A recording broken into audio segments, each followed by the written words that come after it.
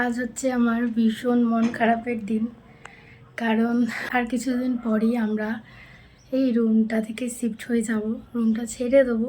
তো সেই কারণেই সমস্ত প্রিপারেশন স্টার্ট করতে হয়েছে।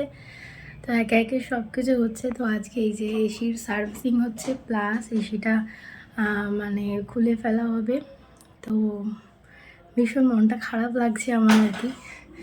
নর্মাল সার্ভিসিংও তো ঠিক ছিল, কিন্তু এসিটাকে এখন খুলে ফেলাও হবে। মনটা আর কি বেশ খারাপ লাগছে।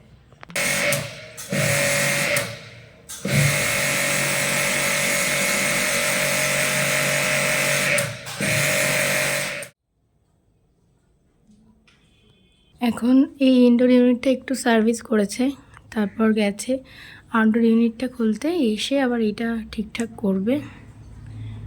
এই যে সমস্ত সরঞ্জাম। মেশিন এইভাবেই কাজ করে রাখ, সোজা করে রাখবি না, জল ঢুকে যাবে।